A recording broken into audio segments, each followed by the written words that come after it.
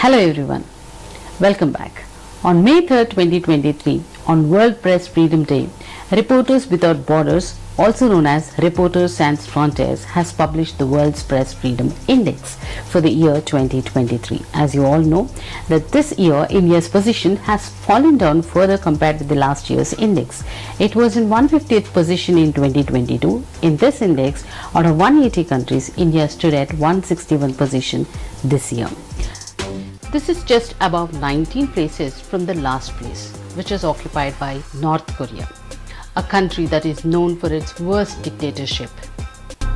Interestingly, Norway stands in the first place this year also, a country that is in the first place in this Press Freedom Index for past 7 years. Wow, what a record. Anita garu, self control అనేది ఉండాలి ఏదైనా programme చూసేటప్పుడు వాళ్ళలో వాళ్ళకి అని అంటున్నారు. ఇప్పుడు ఒక చిన్నపిల్లడు ఉన్నాడు, నేను ఒక ఎగ్జాంపుల్తో చెప్తాను. చిన్నపిల్లడు తెలియకుండా ఒక కత్తి పట్టుకున్నాడు, వాడికి తెలీదు అది ఎలా వాడాలో. హీ మే హర్ట్ హిమ్సెల్ఫ్, ఆయన్ని హర్ట్ చేసుకోవచ్చు, లేదంటే ఎదురుగా ఉన్న వాళ్ళనైనా హర్ట్ చేయొచ్చు. As a mother are a father మీరు ఏం చేస్తారు, ఒక దెబ్బ కొట్టి ఇది తప్పురా, దీనివల్ల నీకైనా ప్రమాదం లేదు ఎదుటి వాళ్ళకైనా ప్రమాదం అని చెప్తారు. సెన్సార్ అనేది అలాంటిది. వాళ్ళు సెలబ్రిటీస్ని వాళ్ళు స్పెషల్గా చేర్లేసి ట్రీట్మెంట్లో ఏం మార్పులు ఉండవు, న్యాయం చట్టం అందరికి ఒకటే.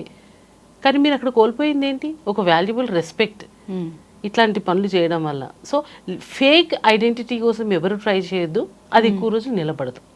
అయితే దీంట్లో మెయిన్గా నేను చెప్పేది ఏంటంటే, ఇలాంటి షోస్ మెంటల్ హెల్త్ని ఎఫెక్ట్ చేస్తాయి, ఖచ్చితంగా మెంటల్ హెల్త్ని ఎఫెక్ట్ చేస్తాయి. హీరో ఒక అమ్మాయిని ఏడిపిస్తే అది హీరోయిజం, అది హీరోయిజమా? రియాలిటీలో అది హీరోయిజమా? ఇప్పుడు మీ అమ్మాయి దాని మీద వెళ్తూ ఉంటే ఎవరైనా ఏడిపిస్తే మీరు వాడు హీరో అంటారా వెధవ అంటారా?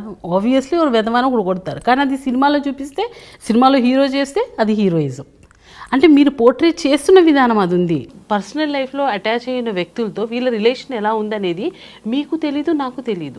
ఇలాంటి సిచ్యువేషన్స్లో మనల్ని పడేస్తున్నారు. వాళ్ళు డేంజర్లో పడడమే కాకుండా పక్కన వాళ్ళని కూడా డేంజర్లో పడేస్తున్న పరిస్థితి ఉంది. పేరెంట్స్ కానీ చూస్తున్న వాళ్ళు కానీ please make sure that you are observing your daughters or sons behaviour from the beginning. So ఇవన్నీ మనం క్వశ్చన్ చేసుకోవాల్సింది.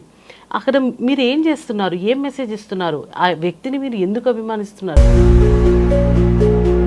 Love at first sight and divorce at first fight అన్నట్టు. సో ఇవన్నీ దృష్టిలో పెట్టుకొని కరెక్ట్గా ప్లాన్ చేసుకుంటే వాళ్ళ మ్యారీడ్ లైఫ్ బాగుంటుంది. ఎంత కష్టంలో ఉన్నా సాయం చేయడం మాత్రం వదిలేయద్దు. ఈ కశ్యపరాజు ఎంత ఇబ్బందులు పడ్డా కూడా ఆయన ప్రతి ఒక్కరికి సాయం చేసుకుంటూ వచ్చారు. మీకున్న ప్రతిభని ఎవ్వరూ దాచలేరు, అది ఎలా ఉన్నా పైకి వచ్చేస్తుంది. ఇన్ని నీతులు ఒక కథలో, అవును కదా, చూపిస్తే దాని ఇంపాక్ట్ ఉంటుంది అనేది కూడా మనం ఆలోచించుకొని చూపించాలి. పూర్తిగా ఆ మనిషిని పొడిచి రక్తం కారి ఆ రక్తం చూపించి ఆ రక్తం మీద క్లోజ్అప్ చేసి అంత అవసరం లేదు. ఆ సిచ్యువేషనల్ గా చూడాలి.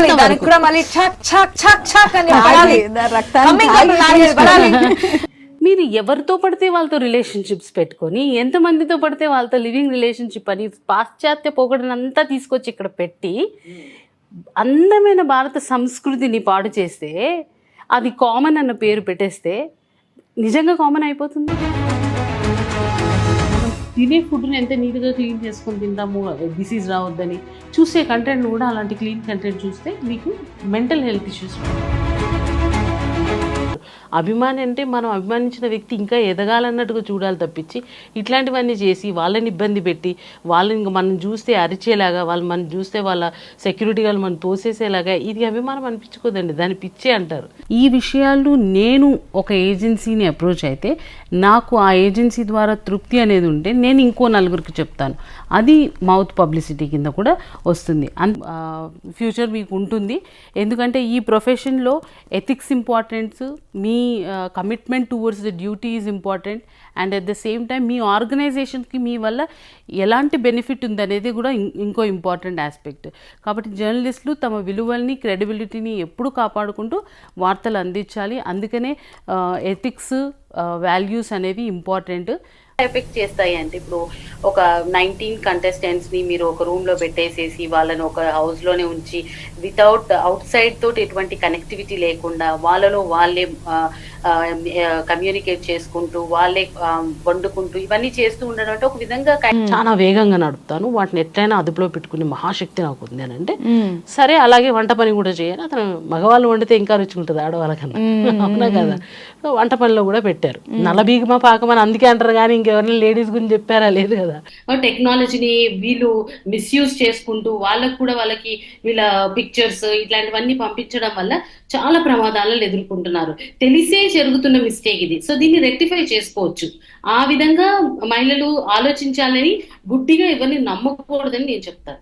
లైక్ ఖచ్చితంగా అనిత గారు మీరు చెప్పినట్టుగా, so growing internally, realizing yourself, what you are, why you have come here, what is that you should achieve in your life, and it is not only for yourself you must live for others as well, and all these things together makes your life complete.